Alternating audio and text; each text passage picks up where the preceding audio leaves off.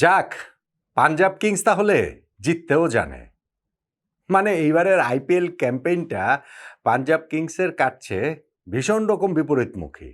টুর্নামেন্টের প্রথম অংশটায় পাঞ্জাবের পরাজয়টাই ছিল বিস্ময়কর। পরাজিত তো তারা হয়নি, প্রথম 7 ম্যাচের মধ্যে 6টা জিতেছে, বাকি ম্যাচটা বৃষ্টির কারণে ভেসে গিয়েছে। আবার পরের অংশে জয়টাই ছিল বিস্ময়কর, কেননা ওই অংশটাতে তো তারা জেতেইনি, পরের টানা 6টা ম্যাচ তারা হেরেছে।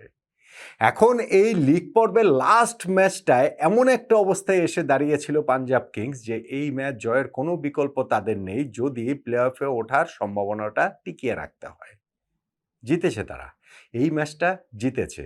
তাদের ক্যাপ্টেন শ্রেয়াস আয়ারের প্রথম আইপিএল সেঞ্চুরিতে তারা ম্যাচটা জিতে নিয়েছে এবং তাতে করে প্লে অফের চতুর্থ দল হবার সম্ভাবনাটা পাঞ্জাব কিংসের এখন কিন্তু রয়েছে।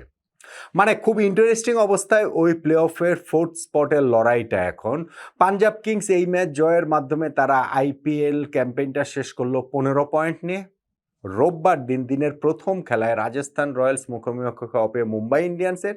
সেই ম্যাচে যদি রাজস্থান রয়্যালস জেতে তাহলে তাদের 16 পয়েন্ট হয়ে যাবে, এখন তাদের 14 পয়েন্ট রয়েছে। সেই ক্ষেত্রে তো আর পাঞ্জাব কিংসের কোনো চান্স নেই। যদি রাজস্থান রয়্যালস হেরে যায় তাহলে রাজস্থান রয়্যালস আউট, তারা 14 পয়েন্ট নিয়ে বিদায় হয়ে যাবে। পাঞ্জাব কিংসের 15 পয়েন্ট হয়েছে। তখন ইকুয়েশনটা হবে পাঞ্জাব কিংস নাকি কলকাতা নাইট রাইডার্স। কেননা রোববার লাস্ট ম্যাচটা একবারে এইবারের আইপিএল এর লিগ পর্বের শেষ খেলায় কলকাতা নাইট রাইডার্স খেলবে দিল্লি ক্যাপিটালসের বিপক্ষে। কলকাতার পয়েন্টও এখন 13, তো দিল্লির বিপক্ষে ম্যাচটা তো তাদের জিততেই হবে, জিতলে তাদের 15 পয়েন্ট হবে। রাজস্থান যদি হেরে যায় সেই ক্ষেত্রেই কলকাতারও চান্সটা থাকবে এবং জিতে 15 পয়েন্ট হলে তাদের নেট রান রেটের হিসাবটাতেও হারাতে হবে এই পাঞ্জাব কিংসকে।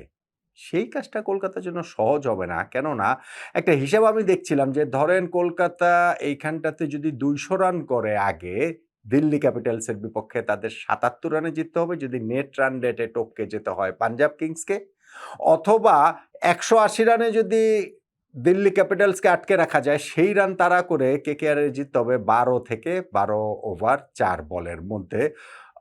ওই জায়গাটাতে আসলে কাজটা কলকাতা নাইট রাইডার্সের জন্য সহজ হবে না। কিন্তু পাঞ্জাব কিংস অ্যাটলিস্ট নিজেদের একটা চান্স দিয়ে রাখলো, অ্যাটলিস্ট রাজস্থান রয়্যালসের উপরে সেই প্রেশারটা দিয়ে রাখলো যে এখন রাজস্থান রয়্যালস অবশ্য ওই ম্যাচ না জিতে কোনো উপায়ও ছিল না, এটা অবশ্যই এখন বলে লাভ নেই, কেননা কলকাতা তো ম্যাচটা পরে খেলবে, ফলে ওই ম্যাচের রেজাল্ট আর তারা জানবে না। কেকেআরের নিজেদের ম্যাচটা জিততেই হবে তাদের প্লে অফে উঠতে হলে, আর না যদি তারা জিততে পারে তাহলে তারা আউট হয়ে যাবে। এই যে ম্যাচটা যেইখানে পাঞ্জাব কিংস টুর্নামেন্টের প্রথম 7 ম্যাচে অজেয় দল, পরের 6 ম্যাচে টানা পরাজিত দল, এই শেষ ম্যাচটাতে লিগ পর্বের এসে যে তারা হারিয়ে দিল 2 ওভার হাতে থাকতে লখনৌ সুপার জায়ান্টসকে, সেইখানটাতে টার্নিং পয়েন্ট কোনটা? লখনৌ সুপার জায়ান্টসের কথা আর কি বলবো, তারা তো ওই টুর্নামেন্টের লাস্ট স্থানে থেকেই প্রবাবলি শেষ করবে, কেননা 14 ম্যাচে তাদের 4টা জয়ে 8 পয়েন্টই তাদের থাকলো। ওই 13 ম্যাচে 4 জয়ে 8 পয়েন্ট মুম্বাই ইন্ডিয়ান্সের। ওই লাস্ট স্পটের লড়াইটা আবার এই দুইটা দলের মধ্যে চলছে। দেখেন 196 রান করেছিল লখনৌ সুপার জায়ান্টস, সেই রান তারা করতে নেমে পাঞ্জাব কিংসের শুরুটা কিন্তু ভালো ছিল না।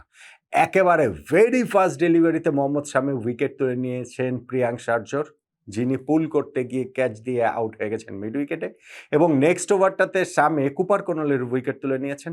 22 রানে 2 উইকেট হারিয়ে ফেলেছে পাঞ্জাব কিংস।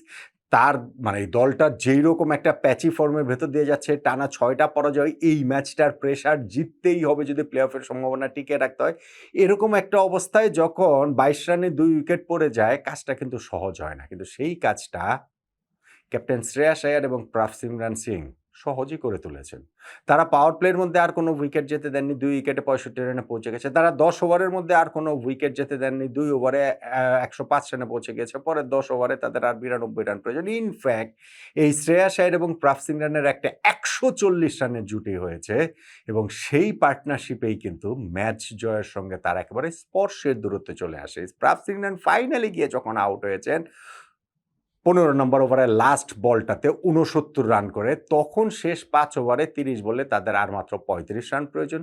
সেই প্রয়োজনীয়তাটা মেটাতে কোনোই সমস্যা হয়নি শ্রেয়াস আয়ারের, যিনি নেক্সট ওভারে যে বোলিংয়ে এসেছিলেন শামি তাকে 3টা ছক্কা মেরে দিলেন এবং লাস্টে মহসিন খানকে আরেকটা ছক্কায় দলের জয় নিশ্চিত করলেন 2 ওভার হাতে রেখে এবং নিজের সেঞ্চুরি, প্রথম আইপিএল সেঞ্চুরিটাও তিনি নিশ্চিত করলেন 51 বলে একটা দুর্দান্ত ইনিংস, ম্যাচ উইনিং ইনিংস, একেবারে ক্যাপ্টেন্স নক খেললেন শ্রেয়াস আয়ার, এই পাঞ্জাব কিংসের ক্যাপ্টেন।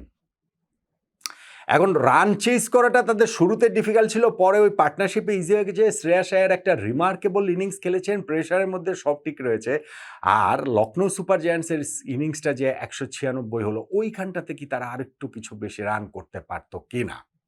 লখনৌ সুপার জায়ান্টস তো টুর্নামেন্ট থেকে আউট হয়ে গেছে, তাদের ধরেন হচ্ছে ওই বিদেশি ক্রিকেটারের মধ্যে এইডেন মার্কার, মিচেল মার্শ, তারাও নিজ নিজ দেশে ফেরত গেছেন। এই ম্যাচটাতে তারা 2 জন মাত্র বিদেশি ক্রিকেটারকে খেলিয়েছে, তাদের একজন নিকোলাস পুরান তিনি আবার ওই শুরুতেই আউট হয়ে গেছেন, একটা ডিজাস্টারাস আইপিএলের শেষটাও তার ওই যাতাই হলো 2 রান করে, মানে আউট হয়েছেন। জশ ইংলিশ তিনি অবশ্য 44 বলে 72 রানের একটা ইনিংস খেলেছেন। ইনফ্যাক্ট তার ইনিংসটাকে কেন্দ্র করেই এই লখনৌ সুপার জায়ান্টসের পুরো ইনিংসটা আবর্তিত হয়েছে।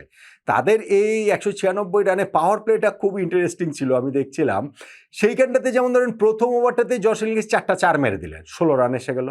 5 নাম্বার ওভার থেকে 18 রান আসলো, আয়ুষ বাদুনি তখন আবার বিধ্বংসী রূপে। 6 নাম্বার ওভারটা থেকে 24 রান আসলো। এখন 1 নাম্বার, 5 নাম্বার, 6 নাম্বার, এই 3টা ওভার থেকে 16 রান, 18 রান, 24 রান, টোটাল এইখানটাতে হচ্ছে গিয়ে 58 রান চলে এসেছে। তাহলে পাওয়ার প্লের স্কোরটা কত হবে? 100-র কাছাকাছি তো চলে যাওয়া উচিত।